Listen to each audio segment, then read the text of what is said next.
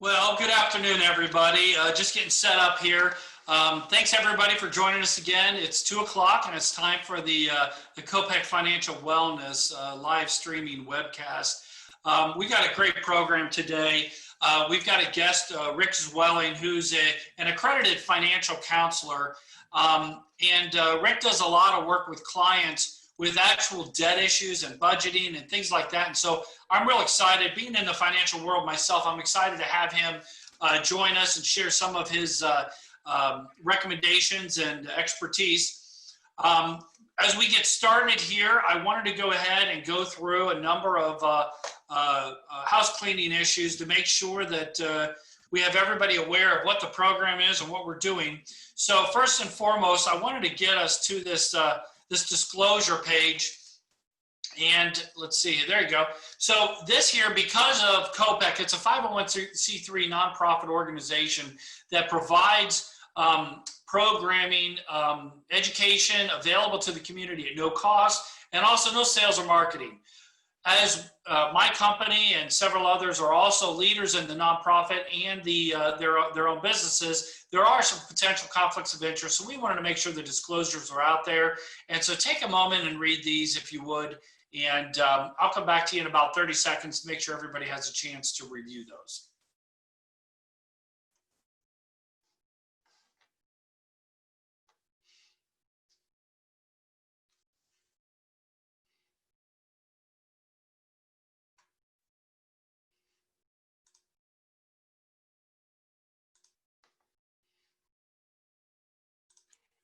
Excellent. I'm glad everybody, again, was able to get through that. It's definitely a lot of words, but I'm glad everybody had a chance to review those. Anyway, here real quick, again, I mentioned what COPEC is, and we're really excited about this new program to make sure we bring this information to you. And so you can read that there as far as our 501c3, like I mentioned before. But this new financial wellness portal is real important to me. Being in the business nearly 30 years now, one of the things we've really wanted to continue to do is make sure that information is out there to the community with no strings attached, no pressure for sales, and make sure that people have the information to make decisions that are best for them and their family. And they don't need to be tied to a product or service. So we're excited about this program, and especially to provide this in the financial wellness area. Technology, obviously, if we have a break in technology, if something shuts down, we haven't had any issues, but we all know that that may happen. Just be patient. We'll try to get it up and running as soon as possible. And then lastly, questions and holidays. Holidays, obviously, if we have a certain holiday that happens, Thanksgiving, Christmas, the day after or the day before Christmas Eve, just be aware that we'll probably be not doing the programs on those days. If you have questions, you can chat, but we prefer that you do the Q&A so that we can track and make sure that who's answered and dismiss those after we've done them. And so that's the way to reach out to us. The first half hour is going to be a conversation where we're not going to actually take those questions and respond to those. But the second half hour, we will go through those. So please send those in at any time, and we'll make sure we address those. And if we don't have any other questions, we'll go ahead and shut the program down at that time. Share this with others. We appreciate the opportunity to talk to you. On the right is all of our guest speakers. So we've got quite a few experts. And then getting into the COPEC Wellness, obviously today, we're doing the daily webcast there. You can see, look out at those schedules, put off days that, schedule days that you know that you want a certain speaker, you want to listen in, put that on your calendar, or just show up every day and we'll be happy to have you. Here's an example of one of those calendars. And then the retirement decisions, this is really more of a deep dive.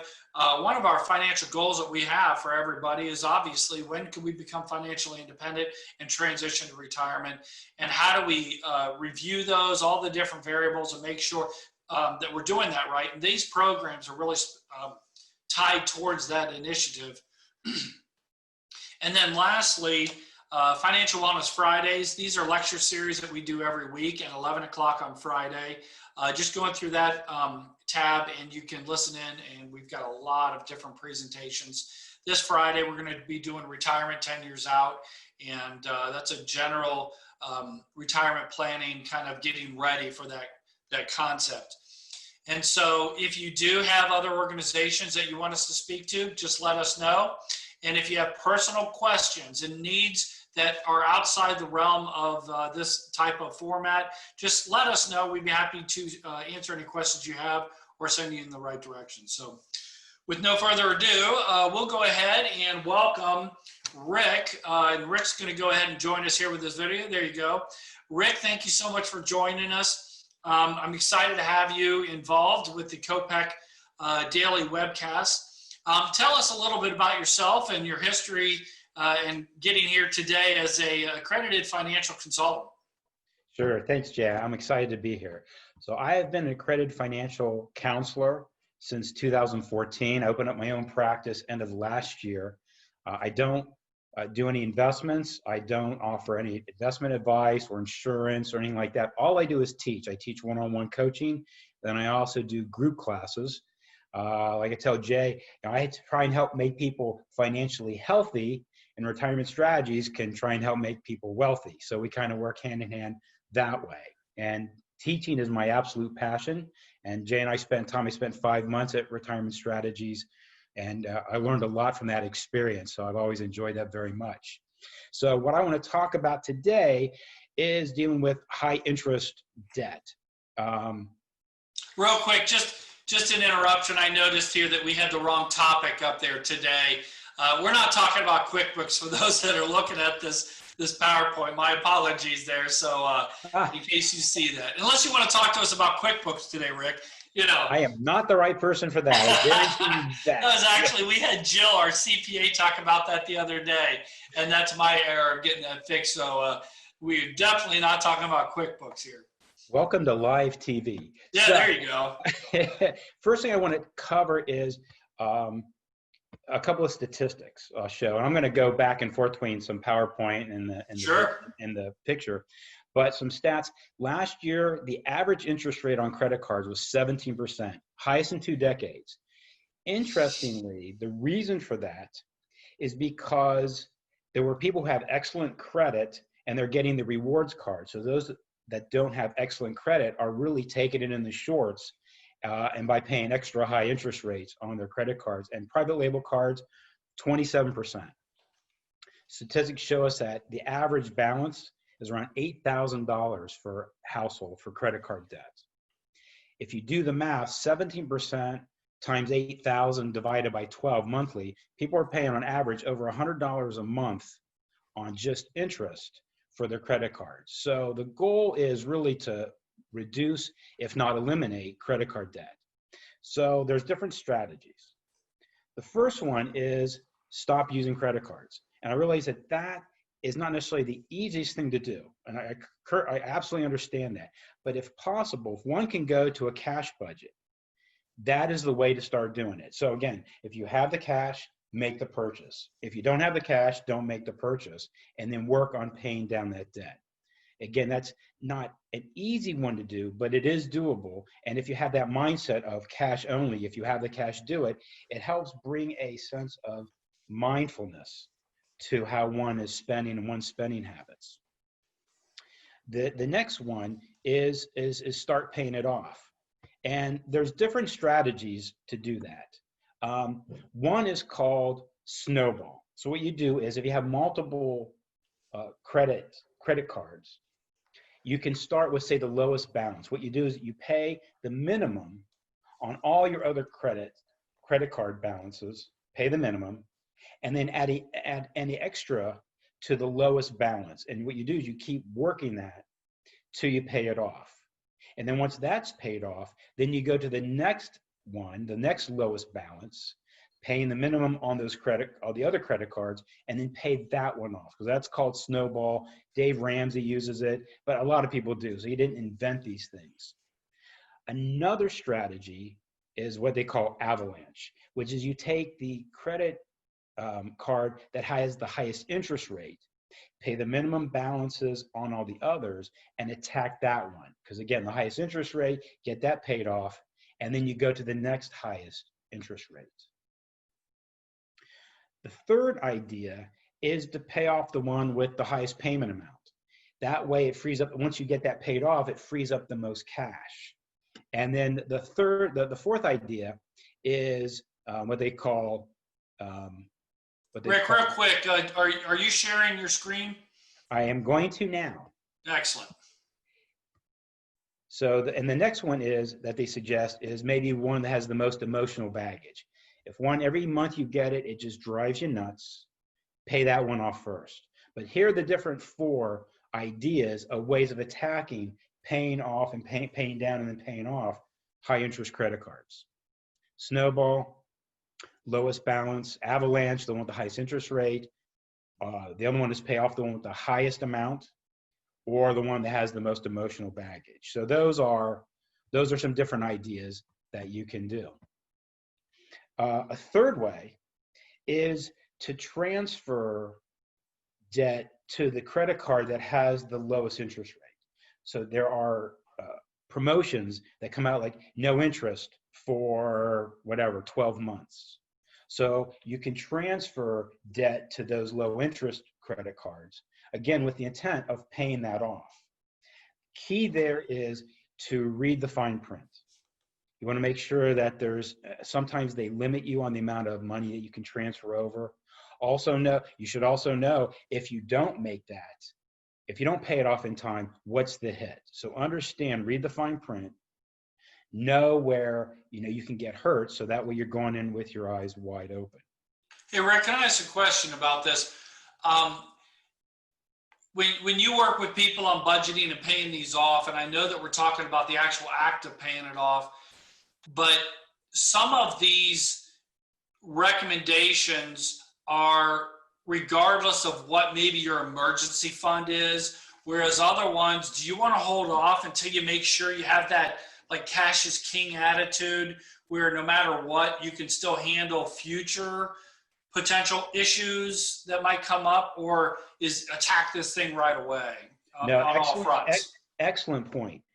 I say always have emergency cash, always. I actually worked with a client, very sophisticated, man, she spreadsheeted everything, and they were always in debt. What would happen is they'd have extra $500 and they'd pay off the debt, and then let's say the dog would have to go to the vet, and then they have to add on more debt. So they got themselves in a cycle they couldn't get out of. So absolutely, if you're able to build up some cash, even if it's a matter of maybe $2,000 or $3,000, and that might be a lot for certain people, but absolutely build up cash. Don't drain your cash. It's like, pay off the debt. Go back to that one slide, because I'm curious on just making sure. And, so for example, when we talked about some of these strategies, the snowball, the avalanche, paying off, and they all have to do with paying things off, which is different than, like, let's say, for example, you don't have an emergency fund. You may hold off on some of these, let's say, versus what you said about maybe using transfers to minimize the cost of that debt while you still have it and you're building up the emergency fund, right? Possible. Yeah, you can you can use multiple strategies. Just be careful though. Again, it comes down to, I think, mindfulness and reading the fine print, knowing what's the downside, whatever one does. But yeah, but I do go back to cash is king, have some kind of emergency fund, and then if you can do both at the same time, pay down debt and add to cash, great. Or maintain cash and pay down debt, that's great. Or if you can't do that, build cash, you build a certain amount, and then take a certain amount of that and then pay down debt. Build it back up, pay down some debt. And this is not, if someone's in a situation where they have a lot of credit card debt, it didn't happen overnight, so making this happen won't happen overnight either. So patience is going to be a key piece of it. Right. So another strategy is, to transfer the lower debt. Another idea is to negotiate with the current creditors. And with the COVID, creditors today are far more open to working with their clients because it's a pandemic. So so many people are impacted with that. So they're far more open. So it's important that before you make the call to your creditor, that you have all this information in front of you. because you want to speak as intelligently as possible and be as prepared as possible so that you can work with them and they will work with you. And the key thing is the last point is negotiate the amount until you reach the number you can afford. So that's a key piece, but also have all your information down, have it all ready when you talk with them, and don't be afraid to talk with them. Today, particularly with the pandemic, they're getting calls left and right with clients who are behind or a bit overwhelmed. So it's okay. So you can have opportunity to renegotiate with your current creditor. Now, the fifth one, and I know we talked about offering 5 tips, but not to QuickBooks, is to develop a budget. Develop a budget in which you have, in the budget, you have debt repayment as a piece of it. So you're going to have savings, even if it's $100 a month, you're going to have a savings component, but then also have a piece of it that's about debt repayment. And it's important that you write it down. If it's not in writing, it's not real. So have it written down, and then not only have it written down, but what you want is 3 columns: budgeted, actual, and the difference. So you really want to, you have the budget, but you got to compare it to the actual. And if the actual is not hitting your budget numbers, you want to kind of reassess, maybe kind of write down every cash transaction, and you want to kind of track that. So we talked about 5 different strategies, and I'm going to, here they are. And I've got a few more because I want to, goal is to under-promise and over-deliver. So again, stop increasing the debt. If you can, put away the credit cards. You don't have to cut them up, but put them away if possible. Begin paying them off, and there's those different methods in which you can attack paying down the debt. Transfer the debt, again, reading the fine print, knowing what you're getting into. Renegotiating with your creditors, and again, when you do that, have all your information in front of you, and then keep very good notes about who you're speaking with, when you spoke to them, what you talked about, all the details. You want to keep a good log of that because you may have to refer back to that. And then come down with a budget, so that those are different 5. And I've got a couple more that, because I want to exceed expectations if possible. So number 6 is to pay more than the minimum. On our credit cards, if they show you that if you only paid the minimum, how long it would take to pay it off, which is years and years and years. So, if possible, you want to pay more than a minimum. If you can't pay it off in full, pay more than the minimum if you can make that happen. Another strategy is tapping into savings. So depending on how much one has in savings, maybe let's say you have $5,000 in savings and you have $1,500 in credit card debt. Well, if you're able to maybe pay that off or pay big chunks of it, it might be worth looking at dipping into your savings. I think a key there is making sure that the future is looking okay. If the future is questionable, the next 2 or 3 months, you may want to say, hold on to your cash. But if things are going well and there's some sense of stability, and that that you're able to save, let's say $500 a month, then it might pay to put a chunk down, because that interest portion that you're paying is going for nothing. You benefit. That interest portion only benefits the credit card company. It doesn't benefit you at all. But it benefits you in the fact that it buys you time to pay it down, that you don't have to come up with the entire amount.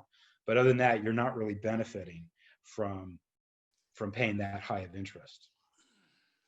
The 7th thing I got, and the final thing I have, the second and final thing I have is, is that, if you may looking at hiring a financial coach. Yes, it's self-serving, but still, if someone is having difficulty with accountability or difficulty in grasping or dealing with these things head on, sometimes people need help. And don't hesitate. It's a cheap investment if it gets you out of debt, but also keeps one staying out of debt, and then move forward on making better decisions. The last thing I have is to not give up. Again, it didn't happen overnight, and it's not going to end overnight typically. And so you want to be able to have some patience and give yourself some forgiveness, and know that it's going to take a little bit of time, but you want to, focus on the progress that you're making. And at the same time, I tell clients that, no one wants to live in an austerity. We don't have an austerity budget. On occasion, we need to do that and pare down everything possible for a short period of time. Other than that, it's okay to treat yourself. Let's say that you pay off a credit card, you got one down, celebrate, give yourself a budget, an entertainment budget, a celebratory budget that, lets you feel like you accomplished something, that you can appreciate it and that you can reward yourself. That's fine too. Again, we're talking about a long-term marathon type of strategy. And so reward yourself. It's okay to do that. And then last thing for me is, I'm all about financial literacy. It's about learning how to read numbers. When we think of literacy, we think of reading words, but it's reading numbers. And when one is able to read their own personal numbers better, they can make better decisions, have less stress, and a more enjoyable life. So those are some of the tips that I've come up with. It's interesting, Rick. One of the things that I talk about, like when it comes to maybe investing, for an example, I actually like people when they start out to invest and be, I don't want to use the word aggressive, but I'd like them to see what a 20% loss in the market does to $1,000 to see how they feel versus a 20% loss when you have 500,000, right? Those are two different losses. Yeah. It kind of reminds me a little bit with the credit card debt. If you can address this, meaning your clients, when you have $5,000, $10,000, $15,000 in debt, you can win relatively, I don't want to say easily, but put your attention towards it. Don't wait until it's 50,000, where if you don't fix this when it's 5, 10, 15, it could become 25, 30, 40, 50, or whatever it might be. And that's when people get to those other situations where they're filing for bankruptcy or doing other more drastic moves because they just get so far upside down. Yeah, and I've had clients that, they'll call and say, I wish I would have made this call 12 or 18 months ago. And that's really the thing, being able to recognize if you're having an issue, the sooner part of it, I think, is naming the problem. Sometimes we search around, not just with finances, just in general, if something's not right. Once you're able to name the problem, that's the first step in solving it. Yep. And then once it's named, don't wait. That's right. Take action. Yeah, exactly. And so yeah, if anybody out there is in that situation where they think it's too small, it's not out of control, that's the time to learn how to control it. Yeah. Because even if you screw up, you screw it up from 5 to 8. You didn't screw up from 20 to 40. And we see too many people where it's just too much. It's just too overwhelming. And so definitely attack that sooner. I did have a couple other thoughts, and I know that this discussion has more to do with paying off, the 5 steps to paying off. But part of paying off is also the way that credit, your FICO score and your credit reports and how those view things, because you may not have the ability to get a 0 interest credit card because you have other revolving debt like department stores or things like this. So we've got a little bit of time here left, and I'd like to ask you about, you mentioned before about the department store a little bit, but for people that want to get the 0 credit, what they got to do, what the benefit is to get rid of the department, go into 0, how that might affect their credit score. And Mary, one of our attendees, had a question on that. We'll make sure we go deeper into that. But that's the first thing. And then the second thing is revolving versus installment. The idea that if you go to an installment, usually you're bringing down the interest rate, but you're also paying it off while you're paying an installment. And the credit bureaus look at that better than a revolving, so keeping the debt on there. Just some thoughts on both of those? I would say in general, one of the key terms when it comes to credit scores and credit reports is called utilization. I'm going to give an example. Let's say that somebody has 3 credit cards, an old one that's been paid off, and 2 that each have $2,500 in balances. The limits on each of them are $5,000. So what you have is $15,000 of credit capacity, and you have $5,000 of actual credit used, the utilization is 30%. The credit bureaus say that utilization over 30% is a ding to one's credit. And I've heard even before if it's less than 25%. So the goal is to get the utilization down as low as possible. So one question that comes up is, should I cancel this third debt, this old credit card? And the answer is no. You should keep those, even if it's zero. Because if you cancel that, all of a sudden your $15,000 of credit availability goes down to $10,000, and you still have $5,000 of debt. All of a sudden your utilization goes to 50%. That'll be an immediate decline of one's credit scores. So paying on time, even if it's not in full, paying on time is number one in terms of keeping one's credit scores up. Another important part is the utilization. So as you pay it down and you get more gap between the max, what your credit limit is and how much you actually owe, that will also raise one's credit scores. So I think that addressed most of what you're talking about. And again, raising credit scores provides you additional options to get lower interest credit.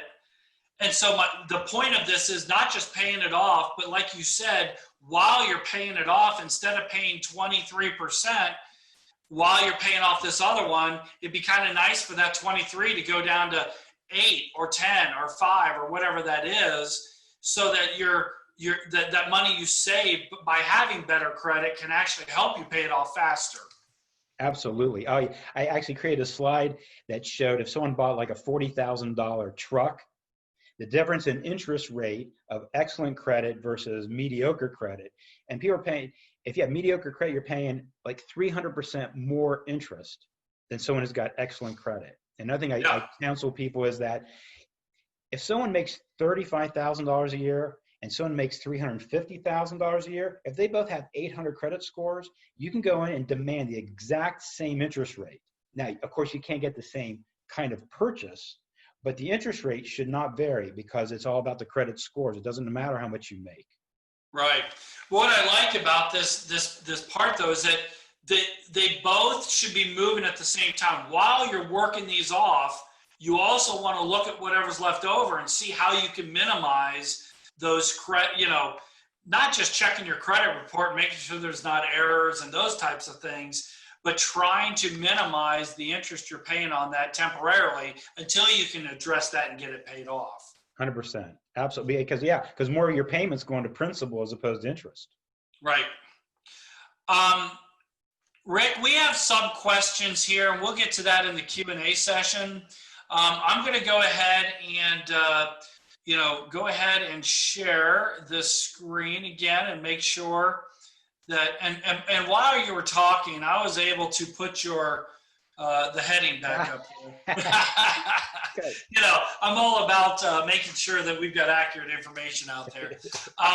But thank you so much for coming today. This is a real important topic that I don't think that we put enough attention to, and I know between you and I and what we're doing, we're definitely going to address this a lot and make sure that people have a resource, not even specifically to you, but to this platform to learn a little bit more and ask those questions and be pointed in the right direction, because a little bit now can save you a lot later. So do you have any, winding up comments that you'd like to make? And then after we close this down, we'll go ahead and take some of these questions and spend a little bit more time. Man, my wind up is just, I hope this was helpful. I hope that people watching got at least one or two tips, and it was helpful. That's why I do what I do, is to help out people. And so that's it. Well, thank you for coming today, Rick. This has been a great program. Looking forward to doing more. For everybody else, stay on if you'd like to listen to further conversation and questions and answers. I know that we got some out there. And thank you very much for attending, and we'll see everybody else soon.